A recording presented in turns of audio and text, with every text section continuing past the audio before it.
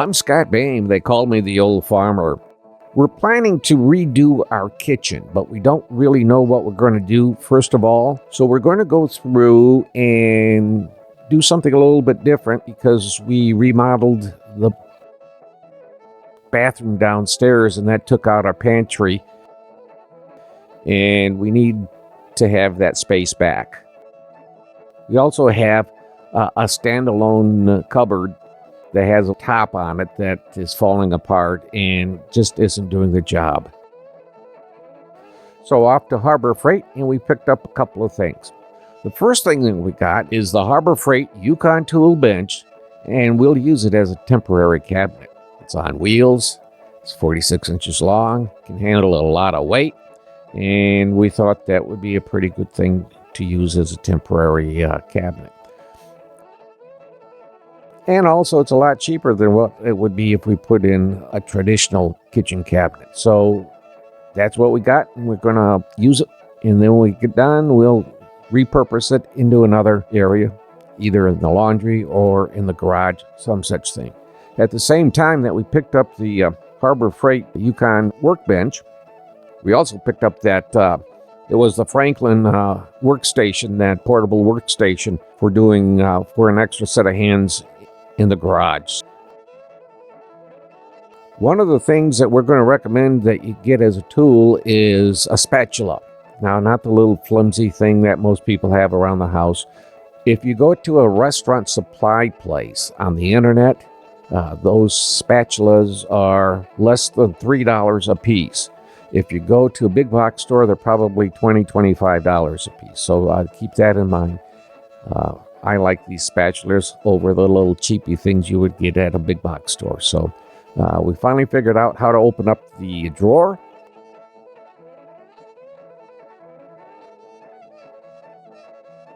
The whole process of getting it in the kitchen, let me tell you, this thing weighed over 200 pounds when it was all packaged up, and just under 200 pounds once we get the packing off of it. So basically, it's getting it unpacked, maneuvering it around, and there's not much construction on this thing. It's basically putting on the 4 wheels. 2 sets of wheels are solid wheels. Second set are designed to rotate, and they can lock.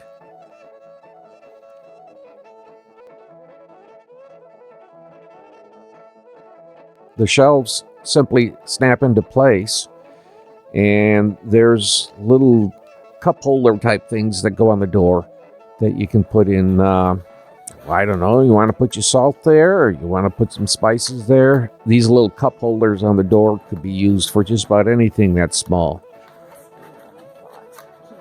The cabinet is divided in 2. That is, the cabinet is not one full cabinet inside. There is a center brace that goes from the front to the back. So those are 2 separate cabinets, each with its own door.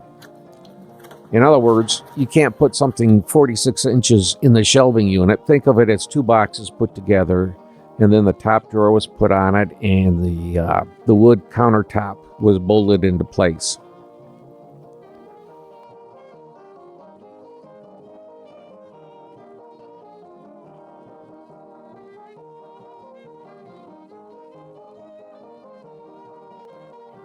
It's quite well designed. I have to say it's very well built. I see no problems putting tools in this thing and using it in the garage. What we use the top drawer for, we put silverware and cooking utensils in it. And then we move some of our other utensils into the bottom of it. We haven't quite got it all figured out the way that we want to do it, but it will allow us to bring our temporary pantry back into the kitchen.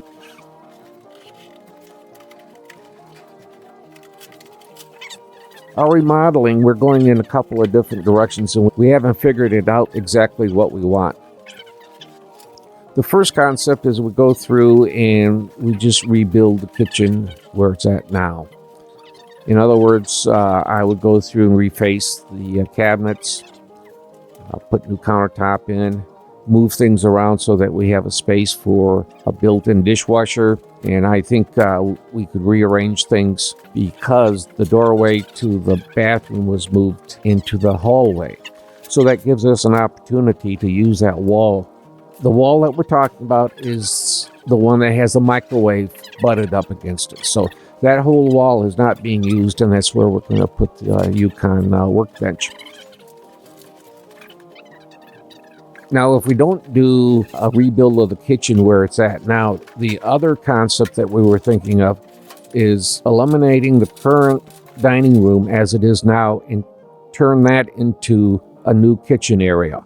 And then where the kitchen is now, we would make that a pantry and a main floor laundry area. So that's a possibility. The living room's a little bit bigger than what we need, and we can divide that off, maybe put some hardwood flooring in to designate a dining room area. That's one possibility.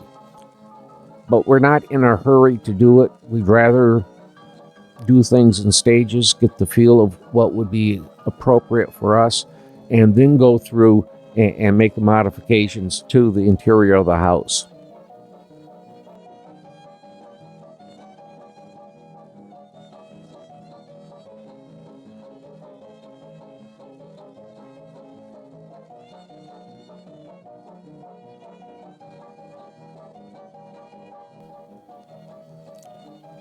When we were putting the wheels on, I wanted to make sure that the nuts didn't loosen, so we put on some Loctite. It wasn't Loctite brand, but I don't know what the generic term for the liquid is, the stuff that holds the nuts in place.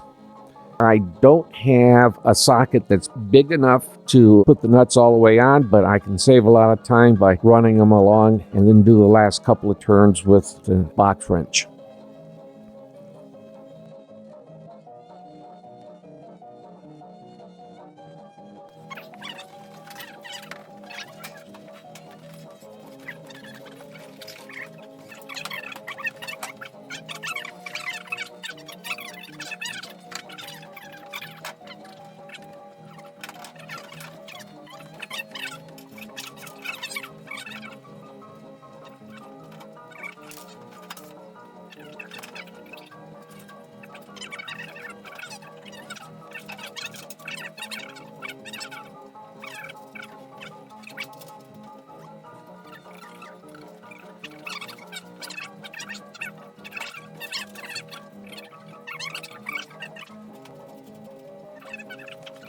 The handle on the workbench is very solid, and currently we're using it as a towel bar.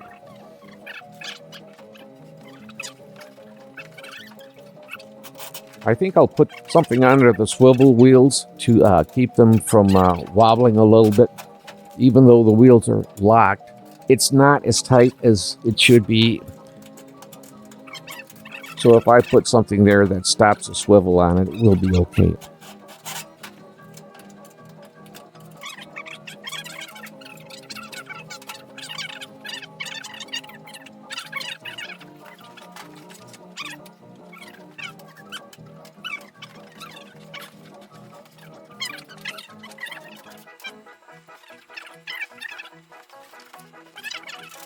It's very sturdy.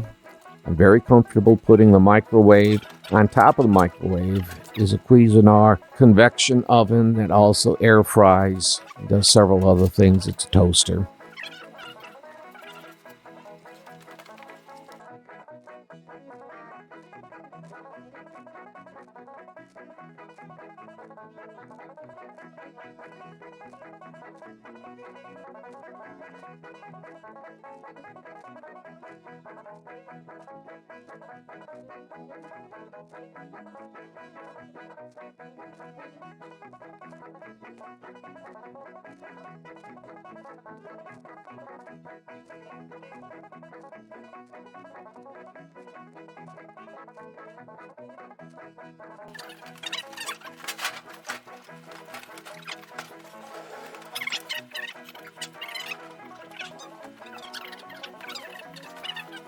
Other than getting it inside the house, it was a fairly simple install. The wheels went on very easily. took a little weird bending. Marty, Mrs. Old Farmer, is more lumber than me. So she kind of climbed in the cabinet, pushed the bolt through, and we put it together and flipped it up.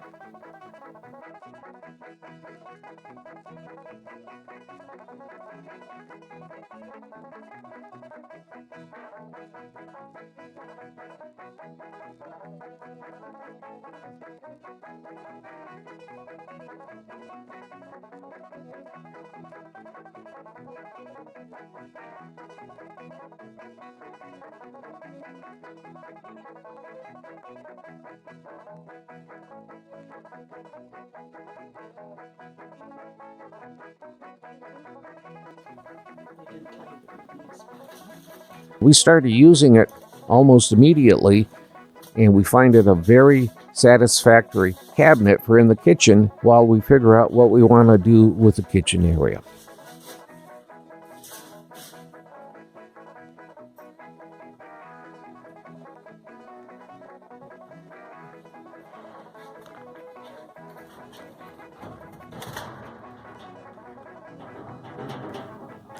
And for the portable workstation from Franklin, we'll do a little something later on, walking everyone through how it works and my impressions of how it works and whether it's a good buy or not. That'll be a different video.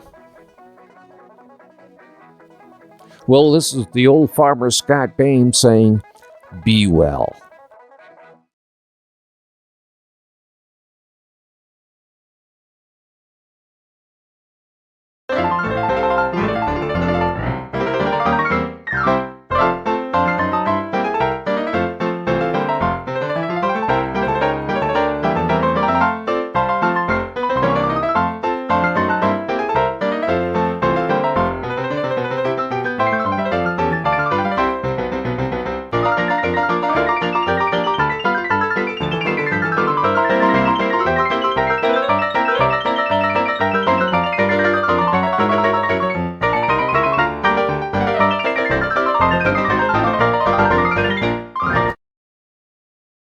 I want to thank everybody for following along and supporting me all this time. It's my 8th year anniversary here on YouTube. Thank you for supporting the maker community. Thank you for supporting me here on YouTube and everybody else that is involved in this community. It's been a wonderful ride, and it has no end in sight. So I'm very, very, very excited and proud to keep it going. So thank you. Down on the farm.